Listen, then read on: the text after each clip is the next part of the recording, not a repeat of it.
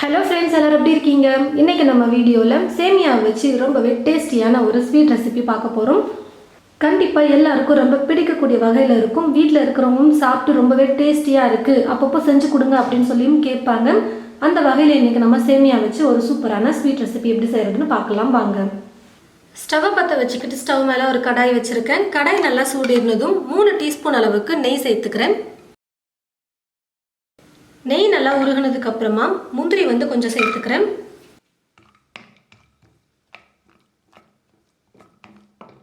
முந்திரி லைட்டாக பொன்னிறமாக வறுப்பட்டதுக்கு அப்புறமா உலர் திராட்சை கொஞ்சம் சேர்த்துக்கிறேன்.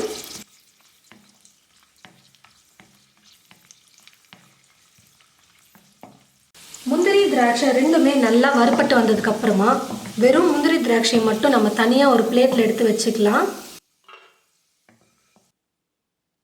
இதுக்கப்புறம் ஸ்டவ்வை லோ ஃப்ளேமில் வச்சுக்கிட்டு நம்ம சேமியாவை சேர்த்துட்டு வறுத்துக்கலாம். நான் எடுத்துருக்கிற சேமியா பார்த்தீங்கன்னா வறுத்த சேமியா, அதனால் ரொம்ப நேரம் வறுக்க தேவையில்ல. 1 நிமிஷம் இல்லைனா ஒரு 1.5 நிமிஷத்துக்கு ஸ்டவ்வை லோ ஃப்ளேமில் வச்சுக்கிட்டே வறுத்துக்கிட்டா போதும். நீங்கள் வறுக்காத சேமியா எடுத்தீங்கன்னா கொஞ்சம் நேரம் நீங்கள் எக்ஸ்ட்ரா வறுத்துக்கோங்க. கொஞ்சம் லைட்டாக கலர் மாறுற வரைக்கும் நீங்கள் வறுத்து எடுத்துக்கோங்க. வறுக்காத சேமியா எடுத்தீங்கன்னா ஸ்டவ்வை லோ ஃப்ளேமில் வச்சுக்கிட்டே தான் வறுக்கணும். தீ ஃபுல்லாலாம் வைக்கக்கூடாது.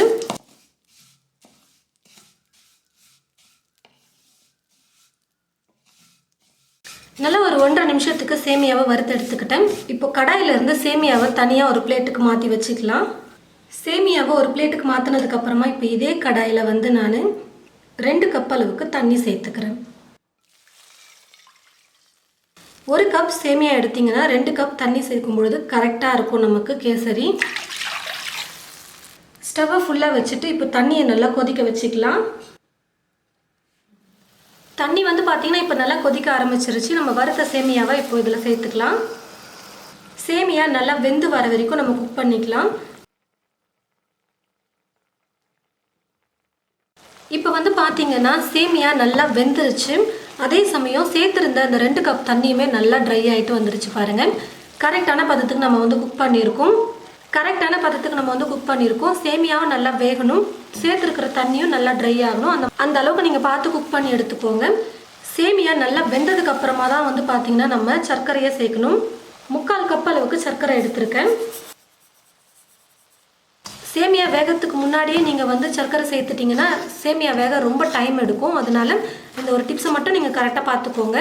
நம்ம ரவா கேசரி செய்யும்போது கூட ரவை நல்லா வெந்ததுக்கு அப்புறம் தான் நம்ம சர்க்கரையை சேர்ப்போம். அதே போல் தான் சேமியா கேசரிலையும் நம்ம செய்யணும். சர்க்கரையை சேர்த்ததுக்கு அப்புறமா நல்லா கரைஞ்சி வந்துருச்சு. இப்போ இந்த சமயத்தில் கலருக்காக நான் கொஞ்சமாக ஃபுட் கலர் சேர்த்துக்கிறேன். உங்களுக்கு ஃபுட் கலர் வேணான்னா நீங்கள் ஸ்கிப் பண்ணிக்கலாம். அப்படியே ப்ளைனாகவே நீங்கள் சேமியா கேசரி செஞ்சுக்கலாம். உங்களுக்கு எந்த கலர் பிடிச்சிருக்கோ அந்த கலர் நீங்கள் சேர்த்துக்கோங்க. நான் இப்போ ஆரஞ்சு கலர் ஃபுட் கலர் சேர்த்துக்கிறேன். ஃபுட் கலர் சேர்த்து நல்லா கலந்து கொடுத்தாச்சு. இப்போ இது கூட நல்ல மணத்துக்காக கொஞ்சமாக ஏலக்காய் தூள் சேர்த்துக்கிறேன். கூடவே நெய்யில் வறுத்து வச்சுருக்கிற முந்திரி திராட்சையை சேர்த்துட்டு கலந்து கொடுத்துக்க போகிறேன். நல்லா கொஞ்சம் கெட்டியான பதத்துக்கு வர வரைக்கும் குக் பண்ணிக்கலாம்.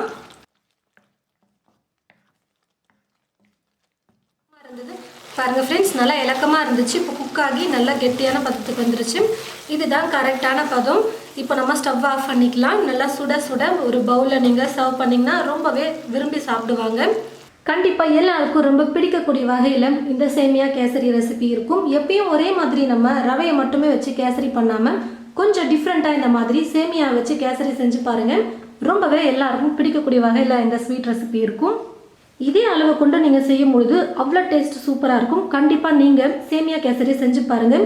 இப்போ நம்ம ரவா கேசரியும் எப்படி செய்கிறதுன்னு சொல்லிட்டு ஒரு சின்ன கிளிப் பார்க்கலாம். சரியான அளவு கொண்டு நம்ம ரவா கேசரியும் எப்படி செய்கிறதுன்னு தெரிஞ்சுக்கிட்டோம்னா அப்பப்போ வீட்டில் ரவா கேசரி சேமியா கேசரி எல்லாருக்கும் பிடிக்கக்கூடிய வகையில் செஞ்சு கொடுக்கும்போது எல்லாரும் ரொம்ப விரும்பி சாப்பிடுவாங்க. முதல்ல ரவையை வறுத்து எடுத்துக்கலாம். கேசரி செய்கிறதுக்கெல்லாம் பார்த்தீங்கன்னா ரவை நல்லா பொடியாக இருக்கிற மாதிரி இருக்கும் பார்த்தீங்களா, அதை எடுத்துக்கோங்க. 1 கப் அளவுக்கு நான் ரவை எடுத்திருக்கேன். ஸ்டவ்வை பற்ற வச்சுக்கிட்டு ஸ்டவ் மேலே ஒரு கடாய் வச்சுருக்கேன். கடாய் நல்லா சூடு ஏறினதுக்கப்புறமா எடுத்துருக்கிற ரவையை சேர்த்துக்கலாம். ரவையை சேர்த்ததுமே ஸ்டவ்வை குறைச்சிக்கோங்க. லோ ஃப்ளேமில் வச்சுக்கிட்டே நம்ம நல்லா வறுத்துக்கணும். குறைஞ்சது 4லிருந்து 5 நிமிஷத்துக்கு ஸ்டவ்வை லோ ஃப்ளேமில் வச்சுட்டே நல்லா வறுத்துக்கோங்க. கூடவே 1 ஸ்பூன் நெய் சேர்த்துட்டு நான் வறுத்துக்கிறேன். நிறைய பேர் செய்கிற தவறு வந்து பார்த்திங்கன்னா ரவை வறுபடணும், ஆனால் சீக்கிரமாக வறுபடணும் அப்படின்னு சொல்லிட்டு தீ ஃபுல்லாக வச்சுட்டு சும்மா 1 நிமிஷம் 2 நிமிஷம் வறுத்து எடுத்துருவாங்க. ஆனால் ரவையை எப்போவுமே அந்த மாதிரி வறுக்கக்கூடாது. லோ ஃப்ளேமில் வச்சுட்டு குறைஞ்சது ஒரு 4-5 நிமிஷத்துக்கு நம்ம வறுக்கும்பொழுது தான் நல்லா சூப்பராக ரவை வறுபட்டு வரும். ரவையோட பச்சை மணம் வந்து நல்லா போகணும், அதனால கொஞ்சம் பொறுமையாக தான் நம்ம வறுத்து எடுக்கணும். ரவை வந்து பார்த்திங்கன்னா ஒரு 4-5 நிமிஷத்துக்கு நல்லா நான் வறுத்துக்கிட்டேன். நல்லா சூப்பராக வறுபட்டு வந்துருச்சு. கடாயில் இருக்கிற ரவையை ஒரு பிளேட்டுக்கு நான் மாற்றிக்கிறேன். இப்போ இந்த கடாயை ஸ்டவ் மேலே வச்சுட்டு தண்ணி சேர்த்துக்க போகிறேன். மொத்தமாக 3 கப் அளவுக்கு இப்போ நான் தண்ணி சேர்த்துக்க போகிறேன்.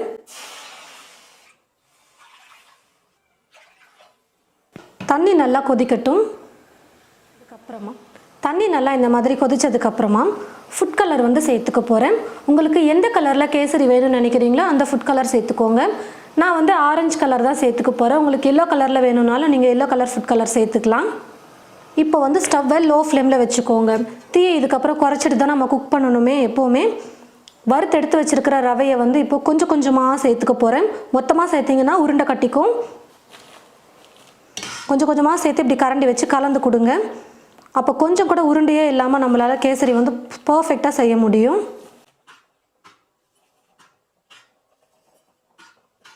கரண்டியில் கலந்து கொடுத்துக்கிட்டே இருங்க இதுக்கப்புறம் கெட்டியாக வர வரைக்கும்.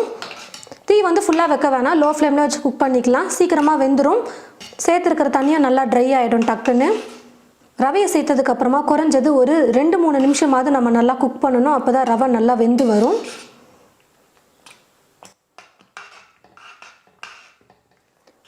பாருங்கள் ஃப்ரெண்ட்ஸ், 2 நிமிஷம் தான் நான் குக் பண்ணேன். அதுக்கே பார்த்தீங்கன்னா தண்ணி ஃபுல்லாக ட்ரை ஆகிடுச்சு. ரவையும் நல்லா வெந்து வந்துருச்சு. இப்போ இது கூட சர்க்கரை வந்து சேர்த்துக்கிறேன். 1 கப் அளவுக்கு சர்க்கரை சேர்த்துக்கிறேன். சர்க்கரை கரையிற வரைக்கும் நல்லா குக் பண்ணிக்கலாம்.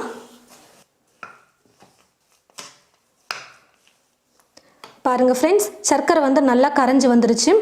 ரவையை சேர்த்ததுக்கப்புறமா நம்ம ஸ்டவ்வை லோ ஃப்ளேமில் வச்சுட்டே தான் குக் பண்ணணும். இப்போது இந்த பக்கம் நல்லா குக் ஆகிட்டே இருக்கட்டும். இன்னொரு பக்கம் ஸ்டவ்வில் வந்து நான் நெய் ஊற்றி முந்திரி திராட்சையை வறுத்து எடுத்துக்க போகிறேன். 1/4 கப் அளவுக்கு நெய் சேர்த்துக்கிறேன். நெய் நல்லா உருகுனதுக்கப்புறமா முந்திரி கொஞ்சம் சேர்த்துக்கிறேன். உங்களுக்கு முந்திரி திராட்சை எவ்வளோ வேணுமோ அந்த அளவுக்கு நீங்கள் சேர்த்துக்கோங்க.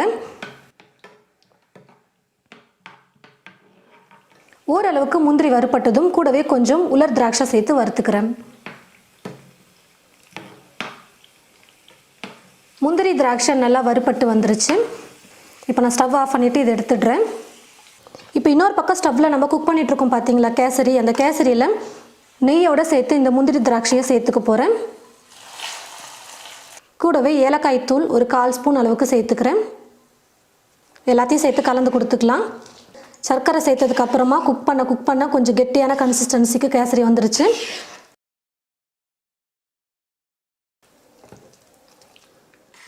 எல்லாத்தையும் சேர்த்து நல்லா கலந்து கொடுத்தாச்சு. கேசரி வந்து ரெடி ஆகிடுச்சு. இப்போ நான் ஸ்டவ் ஆஃப் பண்ணிடுறேன். நல்லா பர்ஃபெக்டாக சூப்பராக நம்ம கேசரி வந்து ரெடி பண்ணிட்டோம். இப்போ ஒரு பவுலில் நம்ம கேசரியாக சர்வ் பண்ணிக்கலாம். இந்த 2 ரெசிபியும் உங்களுக்கு ரொம்பவே பிடிச்சிருக்குன்னு நினைக்கிறேன். இதே அளவுகளை கொண்டு நீங்கள் உங்களுடைய வீட்டில் செஞ்சு பாருங்கள். செஞ்சு பார்த்துட்டு எப்படி இருக்குன்னு சொல்லிட்டு மறக்காமல் கமெண்ட் பாக்ஸில் வந்து கமெண்ட் பண்ணுங்கள். இந்த வீடியோவை மற்றவங்களுக்கும் ஷேர் பண்ணுங்கள். இது போல் நிறைய ரெசிபிஸ் பார்க்க தமிழ் ஃபுட் மசாலா சேனலை மறக்காமல் சப்ஸ்கிரைப் பண்ணிக்கோங்க. கூடவே பக்கத்தில் இருக்கிற பெல் ஐக்கானை கிளிக் பண்ண மறந்துடாதீங்க.